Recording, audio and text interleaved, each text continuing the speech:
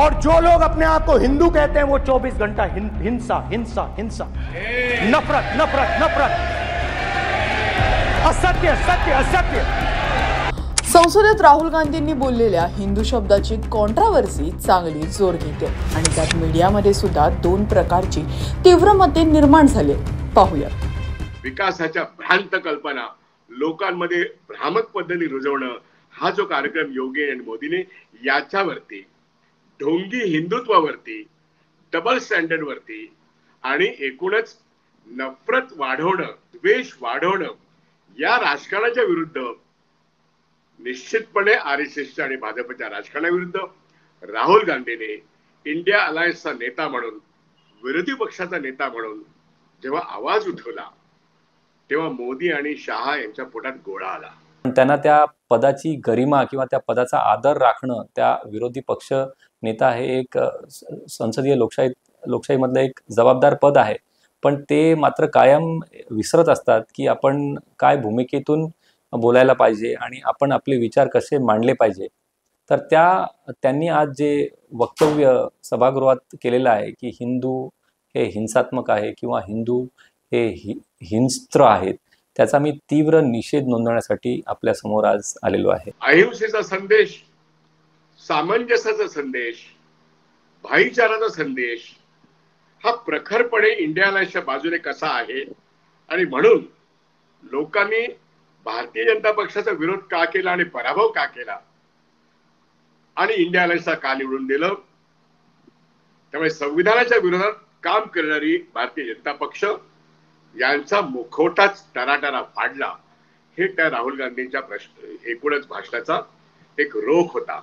धर्म अनेक असतील, धार्मिक श्रद्धा अनेक असतील, पण लोक ते पाळत असतात आणि भारतावरती आक्रमण किती झाली तरी शेवटी या देशातला धार्मिक सलोखा नेहमीच टिकून राहिलाय, हे त्यांच्या भाषणाचं सूत्र होतं। राहुल गांधींचं हे जे काही वक्तव्य आहे, बोलणं आहे, हे नक्कीच नुकताच झालेला लोकसभेचा जो निकाल आहे तो त्यांच्या डोक्यात गेलाय म्हणा किंवा त्यांना फार अहंकार झालाय असं तरी निश्चितच यातून म्हणता येईल। कारण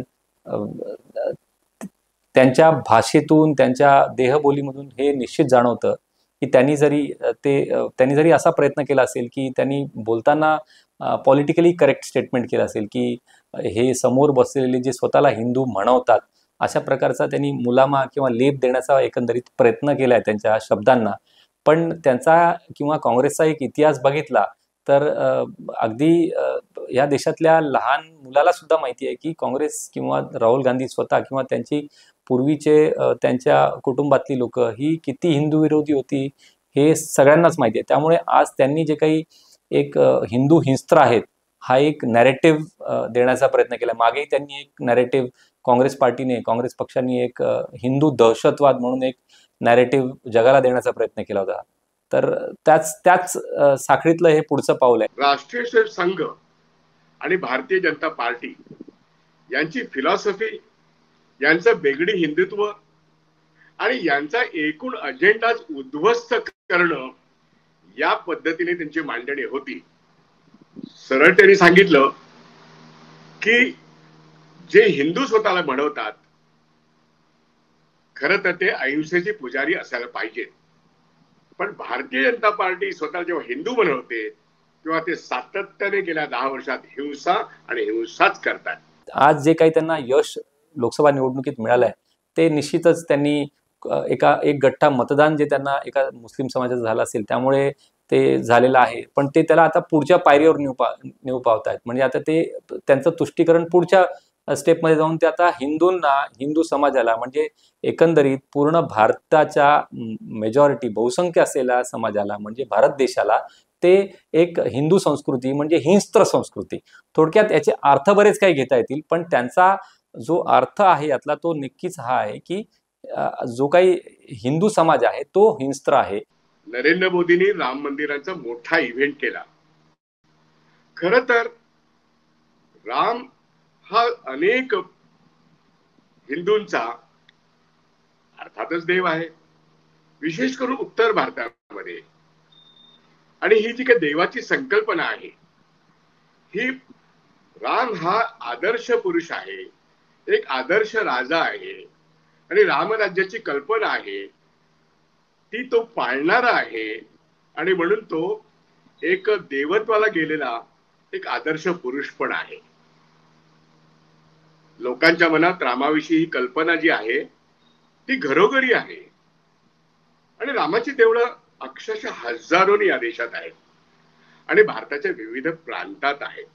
पण तरी मंदिर वही बिना बनाएंगे असं म्हणत बाबरी मशिदीच्या ठिकाणीच राम मंदिर होतं असं सांगत 93 साली बाबरी मशीद पण 92 साली बाबरी मशीद पाडली आणि त्याच ठिकाणी राम मंदिर आम्ही निर्माण केलं.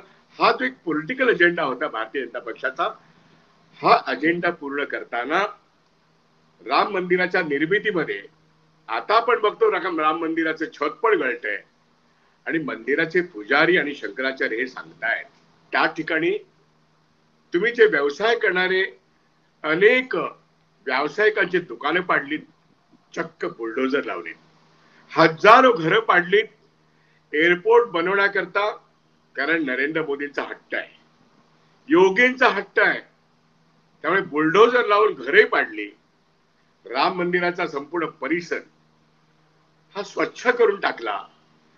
सामान्य जनतेला हजारोच्या संख्येने बेघर केलं आणि त्याची कोणतीही कॉम्पेन्सेशन त्याने दिलेलं नाहीये. ज्या काँग्रेसनं राम मंदिर बनवून देण्यासाठी आजपर्यंत प्रयत्न केले, ज्या काँग्रेसनं राम भक्तांवर नदीच्या पुलावर गोळ्या चालून त्या नदीचं पाणी लाल केलं, अशा असंख्य हिंसेच्या घटना ज्या काँग्रेसनं 70-75 वर्षात केल्या आहे, त्या काँग्रेसला, भारतीय जनता पक्षाला किंवा हिंदू समाजावर हिंस्त्र म्हणण्याचा यत्किंचितही अधिकार नाही.